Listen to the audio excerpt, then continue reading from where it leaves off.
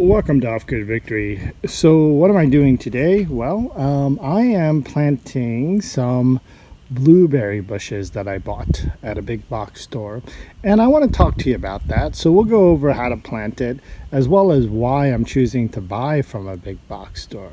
So anyway, over the years I've bought lots of blueberry trees, and there's some right there, blueberry bushes, and some right there, various sizes. I don't know if you can see that little guy, but there's one there too. And I'm about to put this big guy in here. I already put that one in over there. But yeah, why a big box store versus a local store, right? I mean, we all like to support our local guys, and yeah, I've done that over the years. Bought lots of plants from local planting places and hardware stores and such. But sometimes you're forced to go to a place like Lowe's, and that's where these come from. And so why Lowe's or Home Depot or something like that? Well, because these guys give you the 1-year guarantee, right? I mean, no one really can compete with that. So here's a blueberry bush. It's kind of expensive for what it is, but actually it's cheaper than last year. And this particular blueberry plant is very big. So this isn't what you save. What you save is this right here with the SKU tag that says blueberry assorted, and of course your receipt.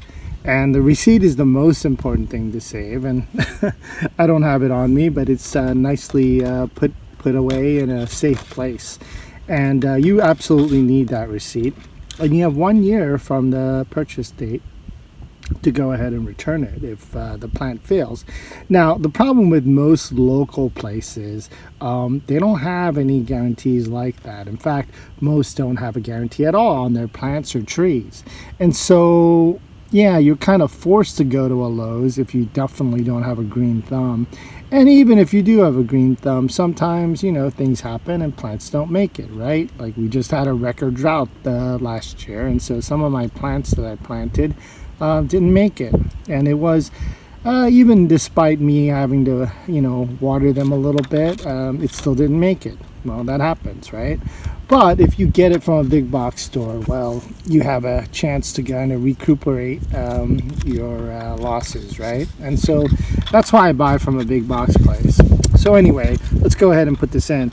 Now, the water level here on the property is pretty insane right now. Like I dug this hole about 30 minutes ago, and you can see it's already filled with water. So there's no need to kind of plant and water this plant afterwards. But at any rate, what I want to show you is that this particular plant, let me step back, it's kind of a big blueberry, and you want to kind of buy it in this state where the tree itself is still kind of dormant.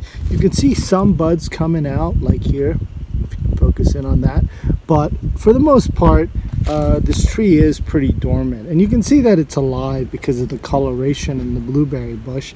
Some of the old growth is woody, but you can see a lot of the new growth is red. And so yeah, that's how you can also tell it's alive. And that's another great way to go ahead and plant this right now, because it is the spring. We are going to hit some frost temperatures, but it should be okay in the ground. So this is a good time to buy it, right? So anyway, I'm going to go ahead and plant it. Now, this particular tree or shrub or bush, blueberry bush, is a little bit too big, and what I mean by that is you can see that I'm going to pull it out. You can see that the root structure of this, okay, the root structure of this kind of filled out the entire bucket, right? So right now, if I were just to plant this, you may have that circular growth effect in the root system. So unfortunately, you have to go ahead and break this apart. So I want to take my knife, and I want to just go ahead and score it, and score it down a couple times. Okay, move over, score it a couple times. Here, it's not as bad. Move it over here. Score it a couple times. Alright, and what I'm going to attempt to do, can't lose my good knife here. What I'm going to attempt to do is kind of break out some of this entanglement, right? So hopefully what will happen is over time it will send out a root through these crevices that I just created. I need one more here. At any rate, yeah, that's the idea by doing this. And unfortunately, yeah, you're going to cut some roots by doing this, but you're also going to create new roots too. So net, this is what you want to do, because you don't want this thing to be kind of pot bound, if you will, like in that circle. So anyway, I'm going to just loosen it some more. All right, that's pretty good. And I'm going to really work those roots out. So now it's going to kind of be able to spread out once it goes in here. And of course, you know, the recommended is you want to dig at least 50% bigger than kind of your pot. And that's kind of what I did here. Sometimes 100%, double the size. But this is good enough for me for now. We're going to go ahead and set this in place. All right. And you can see that the root structure is absolutely at level with the ground.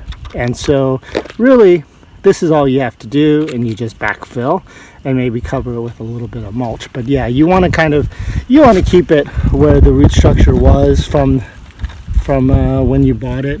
I mean, you don't really want to cover it more, you don't really want to cover it less. You really do want it to be even with the surface of where you're planting it in the ground. So yeah, once again, yeah, buy from your local stores, but gardening stores, gardening supplies. But once in a while, go ahead, for the bulk of it, go ahead and go to the big box stores like Lowe's, Home Depot, because they will give you a guarantee on a lot of this stuff. And as things go up in price, I mean, I noticed fruit trees were like at least $10 more. These have kind of stayed the same. This is $31. It's still a relatively good deal for blueberry bushes, but not like it was a few years ago, right? So anyway, this is what I would recommend. And even if, let's say, somehow you damage the root structure, and of course if it doesn't make it, you have within a year to return it if you save the receipt. And that's the most important. I mean, even this tag with the SKU number, you don't absolutely need. It's really the receipt and the plant itself. Alrighty, shalom.